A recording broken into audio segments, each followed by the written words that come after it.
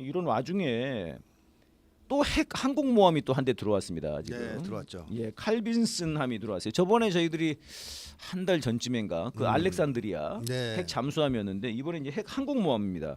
이거는 작년에 바이든 정권 시절에 핵 항공모함이 한번 들어왔고요. 그렇죠. 트럼프에서는 처음이긴 한데 네. 문제는 지금 이제 이게 3월 달이 원래 한미 연합 훈련 네. 뭐더라? 뭐 실드인가? 맞을 프리덤 겁니다. 실드인가? 있습니다. 내정돼 네. 있죠. 자유 방패? 네. 네, 맨날 공격하면서 방패라고 그래요. 훈련이 몇 가지가 있어요. 3월달에 하기로 네네. 결정된 게. 굉장히 위험한 거지 않습니까 이게? 그렇죠. 북에서 가만히 있지 않을 것 같고. 네, 첨예한 정세죠. 지금 이제 김여정 부부장이 또 발표를 했습니다. 음. 자꾸 니들이 이렇게 우리를 하면은 우리도 니들 안정권에다가 위협적 행동 내지 이건 무슨 말인지 몰라서 검색해봤어요. 네. 위협 아무튼 힘으로 그냥 겁을 주는. 주겠다 이런 거더만 네, 위협이라는 게 그렇죠. 보통 우리 위협이라고 생각하는데 네, 그렇죠. 북에서 쓰는 말일 수도 있고 전통적으로 우리가 썼던 말일 수 있습니다. 아 그래요. 이거 대체로 검색해봤는데. 북에서 쓰는 말을 보면 네네. 원래 썼던 말들이 많습니다. 우리는 우리가- 잘 안 쓰는 말. 그렇군요. 네. 아무튼 이렇게 나오고 있습니다. 이러면은 이제 사실 이거는 좀 굉장히 강대강으로 꽝 부딪힐 가능성이 높은 건데요. 3월에요. 그렇죠. 예, 맞습니다. 어떻게 보십니까, 선생님? 그러니까 제가 볼 때 이런 행위 한반도에서의 끊임없는 긴장 고조. 예. 요거는 이제 북미 협상에는 부정적 영향을 미칠 수 있잖아요. 네네. 근데 왜 이게 지금 그대로 진행되느냐? 예를 들면 3월 달에 한미 군사 훈련을 왜 강행하려고 하느냐? 그러니까 해석이 여러 가지가 있을 수 있는데 하나는 네오콘이 여전히 다리를 틀고 앉아 있는 곳이 군부입니다. 네네. 그러니까 트럼프가 전쟁을 다 종결시키면서 군부의 힘을 약화시키려고 하고 있고 네오콘들을 청산하려고 하고 있지만 네. 그럼에도 불구하고 가장 많이 들어 앉아 있는 곳이 군부예요. CIA하고. 근데 CIA는 저번에 날렸잖아요. 네. 전원 퇴직 받고 USAI도 해체하고 네. ND 자금줄 끊고 그쪽은 다 쳤어요. 음. 군부는 아직 물갈이 못했습니다. 정보기관은 쳤는데 예. 군사기관은 아직은 군대는 군대는 군대는 아직도 여전히 네오콘들이 아. 장악하고 있는 경우가 많다라고 봐야 되겠고 그 이 네오콘들이 한반도 긴장을 고조시키고 있을 수 있다. 네네. 이 네오콘들은 전쟁하는 걸 좋아하니까. 네. 근데 문제는 이거죠. 트럼프가 그러면 그거를 왜 제동을 걸지 않느냐는 겁니다. 예예. 제동을 걸지 않는 이유가 뭐냐? 그래서 저는 그렇게 생각해요. 북과 진짜 전쟁하려고 그러는 건 아닐 겁니다. 트럼프가 한 발언 중에 그런 게 있어요.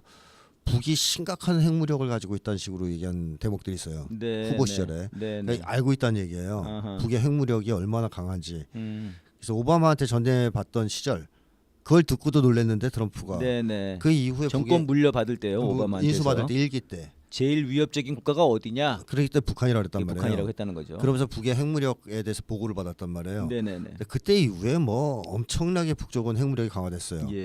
그러니까 후보 시절에 그 얘기를 합니다. 굉장히 강력한 핵무장 국가라는 네. 식의 발언을 해요. 트럼프가.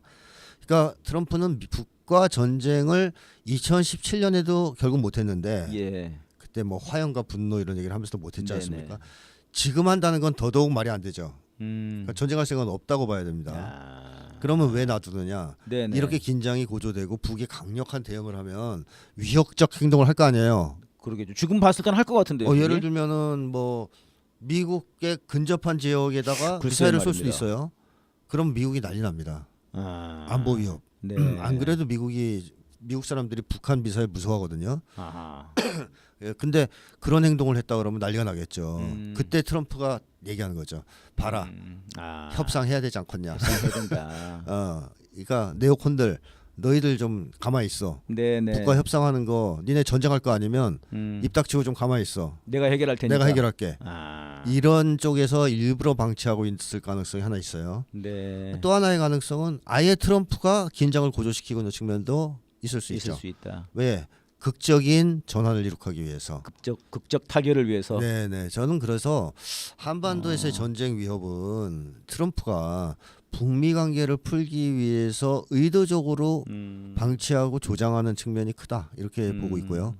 그래서 이게 어느 단계 이상 올라가서 전쟁으로 폭발하기보다는 오히려 네. 급격한 북미 대화의 흐름으로 이어질 갈 가능성이 있지 가능성이 않느냐 높다. 하는 생각이 듭니다. 네, 그렇군요. 이번에 이제 젤렌스키가 당신들은 바다 있어가지고 위협을 못 느끼지 않냐고. 우린 지금 전쟁하고 있다고 그랬는데 네. 사실 이제 북한은 쏘아 그쪽까지 쏠 수 있는 바다는- ICBM이 있는 거 아닙니까? 바다는 아무 소용이 없습니다. 바다는 아무 소용이 없네요. 미사일은 바다를 건너가죠. 네, 건너가니까요. 네.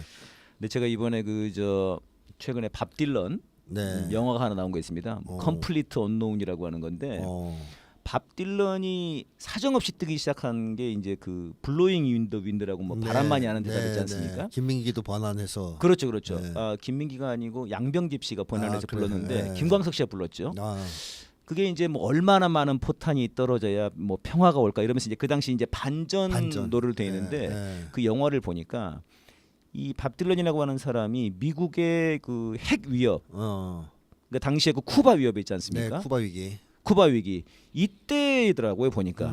그래서 그 당시랑 딱 맞아 떨어지면서 뜬 것도 굉장히 크더라고요 제가 보니까. 그렇습니다. 그런데 그 영화에 보면은 그 쿠바 위기 때문에 막 난리가 난 거예요. 막 전쟁 난다고, 핵 전쟁 난다고 그래가지고 막 짐 싸서 도망가고 그랬더라고요. 네네네.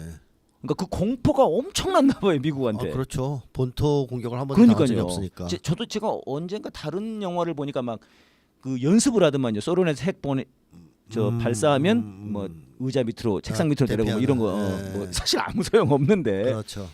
그러니까 이번에 얼마 전에 몇 년 전에 그 북한에서 극초음속 미사일 시험 발사했는데 동부 해안이 한 15분인가가 정지돼 버렸지 않습니까? 비행기 다 중지시켰어요. 다 중지시키고 비행기 못 뜨고. 네.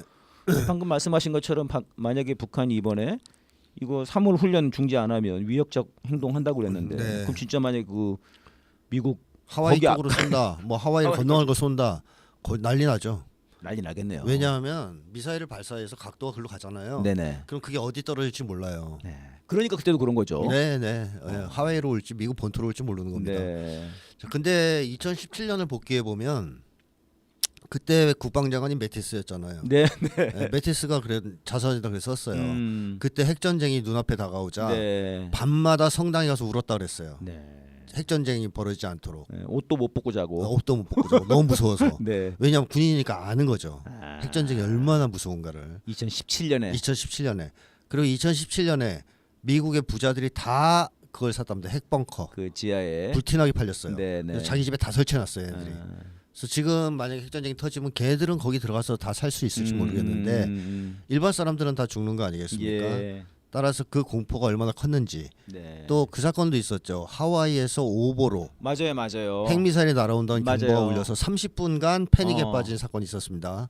네. 그때 누가 거기 하와이의 국회의원이었느냐? 네네. 지금 미 국가정보국장이 된 게버드입니다. 게버드더라고요. 그래서 게버드가 그때 그 충격을 잊지 못하는 거예요. 네. 왜냐하면 자기 진짜 날아온 줄 알았거든. 이번 인터뷰에서도 그렇게 얘기를 하더만요. 예, 하와이에서 그걸 겪고 나서 이 사람이 완전히 대북 대화론자로 바뀌어요. 네. 아니 이런 상황에서 왜 협상을 안 하냐? 네네네. 이렇게 바뀌었단 말이에요. 그런 게 공포로 남아 있는 거죠 심리가. 남아 있어요. 그러겠죠. 예, 그 현실적인 안보 불안입니다. 그러니까요. 그래서 요거에 대해서 이제 김여정 부부장이 이렇게 얘기했죠. 너희의 안정권에 대한 전략적 수준의 위협적 행동이라고 표현했습니다. 예. 너희도 겁먹게 만들어 보겠다. 그러니까 그런 거죠. 예. 이거 완전 협박인데. 예, 협박이죠. 그러니까 저는 이거 보면서 진짜 말씀하신 것처럼 그 미국 앞바다에 뭘 좀 그럴 가능성도 있어요. 옛날에 그런 거 이미 아닌가? 언급을 했어요. 북쪽에서 태평양상에서의 핵실험, 수소폭탄 실험 이런 걸 언급한 적이 있습니다. 그러네요. 그러니까 그런 것들이 다 옵션에 있는 거죠. 괌 포위 사격 뭐 이런 거. 네.